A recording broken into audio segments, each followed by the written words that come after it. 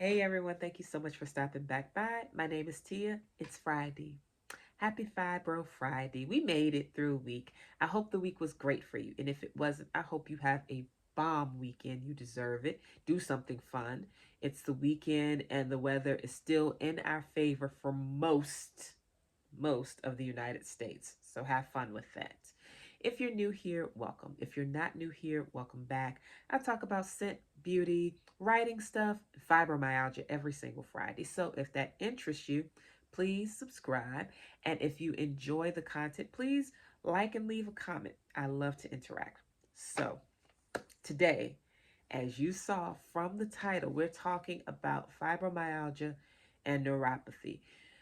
These overlap so much with people who've been diagnosed with fibro that it's just kind of expected to be one of those things that come along with it, right? So, what is neuropathy? What does this look like? What can you do for it? There are so many questions around it. I want to share my story because mine is idiopathic. And there's also a piece that is very interesting when it comes to my particular neuropathic story. And I don't see a lot of other people talking about this. Normally, when they talk about neuropathy, they can trace it back to something. We'll break it all down, no worries. So, what is neuropathy? It is a damaged nerve condition. Your nerves do not do what they're supposed to do in different parts of the body. That sounds like fibromyalgia, right? That's why they tend to run concurrently because fibromyalgia is also a neurological thing going on.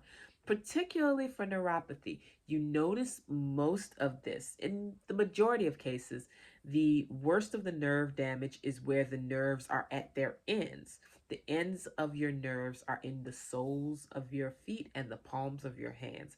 That's a big reason why things like reflexology, while not always scientifically quantifiable in Western contexts, that doesn't mean it doesn't work in many cases. But in any case, we're talking about neuropathy as far as the medical side. And I'll include links. You know how I do. Disclaimers, links, and anything relevant in the description box.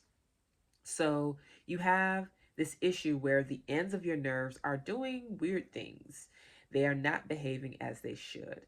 It could create burning, tingling, stinging, or just painful sensations, itching in the palms of the hands and the soles of the feet, or wherever, sorry about that, wherever the nerves are going kind of haywire. So, the reason why my story is a little unique is because usually when we talk about neuropathy, we're talking about it being related to or a side effect of a particular condition. Right off of the top of my head, I can tell you diabetes is number one. Most people who have neuropathy are indeed diabetic. It's very common too for people who have different types of organ failure because remember, once your body starts having certain types of failure, like I knew someone who was on dialysis for kidney failure. Yes, he also had neuropathy.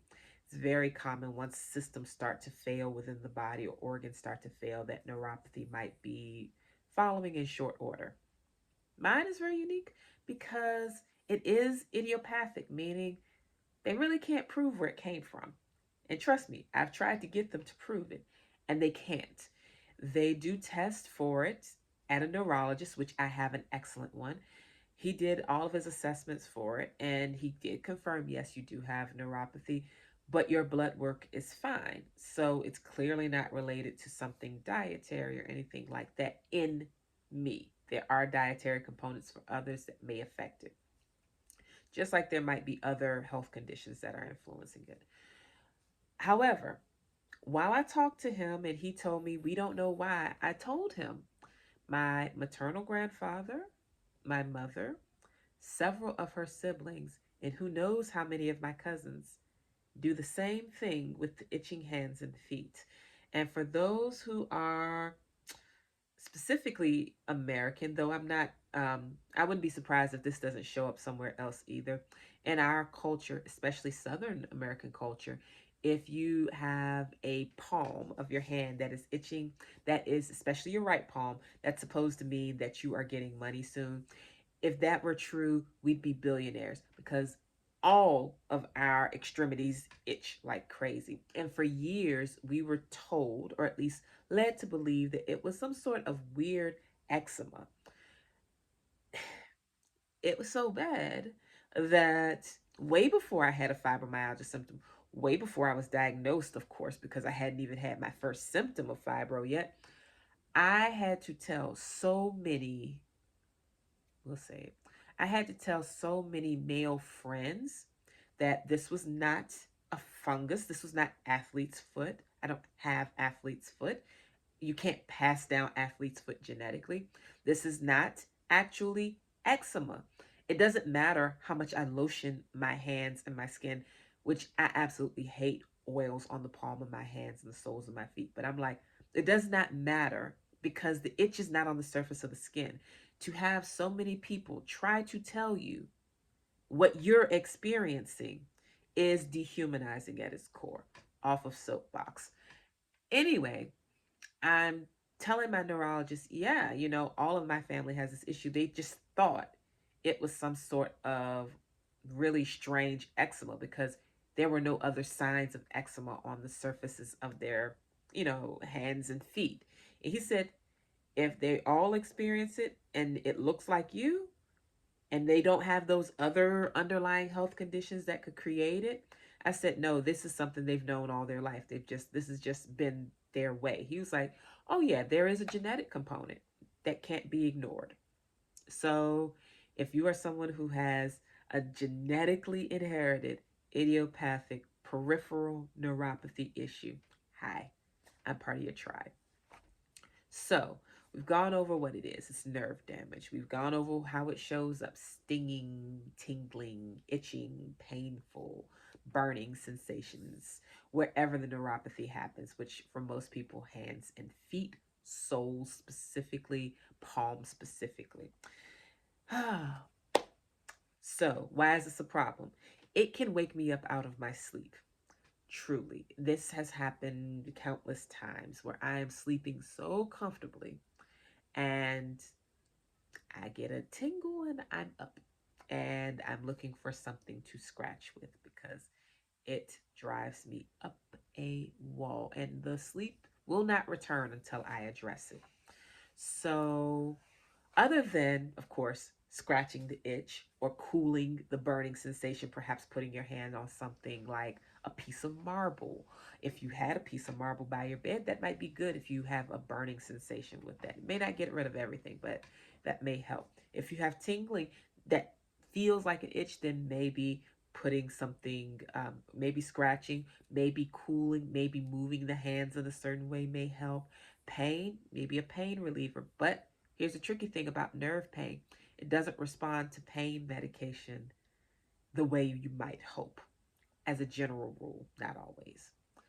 Anyway, asked my doctor, my neurologist, well, what can I take for it? And at the time, I was taking several medications, not a ton, but 3 or 4, something like that. And he told me, oh, you're already taking it. I said, that hasn't stopped my discomfort. So that means that's what you all have? He said, yes. Pregabalin, or gabapentin, is an anti-seizure medication that is often used to treat fibromyalgia symptoms, but also treats peripheral neuropathy in many cases. For most people, idiopathic peripheral neuropathy isn't an issue because their neuropathy runs concurrent with some other condition that if they get the main condition under control, the neuropathy calms down. If you are able to maintain healthy blood sugar levels and make sure that your body is healthy as a diabetic, the chances of you experiencing neuropathy issues is reduced. Maybe not eliminated, but reduced. But if it's idiopathic and you're already taking the medicine for it, all you can do is suffer, really. Now, I do have some solutions for you if that is what you experience. And this may even work for you even if you do not have an idiopathic case of neuropathy. So, like I mentioned, this is a family trait, which means way before I was born, these people navigated this. Now, I won't tell you all of the different things they've used to scratch their hands and feet, but suffice it to say, we have a catalog of options depending on what you're nearby. Here is what I found to be most effective for my peripheral neuropathy. This is a wire wig brush. I rub this on my hands like this at night if I'm experiencing itching, or the soles of my feet, and it's perfect. I believe, and I don't want to say this for sure because I know I heard it from one of two sources. Either I heard it from my current doctor, my primary care physician, and I don't believe I did. I believe I heard this on Lord and Lordette's channel. I believe she said that she used, oh, I can't remember her name. I'm sorry. I watch her channel, but her name just completely escapes me. And I see her with her cute dark bangs.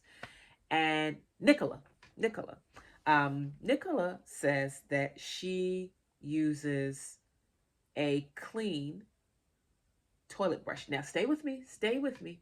It's a clean toilet brush that she's never used in the toilet. I believe it was her that said that. If I find the other person, I'll put it in the description box. But I'm pretty sure it was Nicola that mentioned using that at her doctor's recommendation to satisfy some of the neuropathy issues that she has as a side effect of having what? Fibromyalgia, right? This gives you a very similar sensation. The reason why I like this is, of course, it's portable, very small. I can tuck it into, this went overseas with me. You can put it in a bag. It's very inexpensive, $2 at a beauty supply store. You do not have to get the fanciest one. I like that it has wire bristles because no matter how much I use these, they do not tear up my skin at all. Like, I've used these relentlessly. The cushion base, there's a science to it, friends. The cushion base means that even if I press super hard, they go down in the cushion. No damage, no damage to the skin. And this is such a wonderful thing that my daughter, who has inherited the same trait, has her own brush. I have my own brush. We have multiple brushes around the house. My brother visited a few weeks ago. I didn't know he had this issue because while I know most of my family has it, we don't always trade notes on this sort of thing. But he said he wakes up out of his sleep, crazy itching on his feet and hands, more so on his feet, and he was tired of getting rug burn because he'd rub his feet on the carpet because the sensation is just, oh, it's just so, it's enough to wake you up out of your sleep. So that tells you what you need to know. I had a spare brush. Why? Because I'm prepared. I gave it to him. I haven't seen him since, probably rubbing his feet right now. He loved it, and it gave him so much relief right then to use it. He said, how did you figure out this works? Listen, you get really ingenious when you're uncomfortable, really, really creative. And so this is my favorite thing. The thing I like about this, other than it's portable and it's very inconspicuous, that's probably my favorite thing. If I put this on my nightstand, I'm not strange. I'm just a little vain. If I put an unused toilet bowl cleaner on my nightstand, granted, I'm the only one in my bed right now, but that may change. And if it does change, I will have a very hard time explaining that brush, right? So, this brush, however, makes sense. Makes sense to you. This is my favorite tool for working with my compulsive itch in my hands and feet. However, and this is not a sexy topic, but we're talking the human experience, right? There is a cream called Blue Emu. My doctor recommended that to me as well. Medicated creams like that might be good. You can find the off-brand equivalent of Blue Emu at the Dollar Tree or Dollar General or Family Dollar or a drugstore. You don't have to get specifically the Blue Emu brand. I forget the chemical in it that can help with that. I will put it a lidocaine. I don't have to put it. I will put it in the description box, but lidocaine is helpful for numbing purposes, hence the cane at the end, like Novocaine. Lidocaine is good for numbing.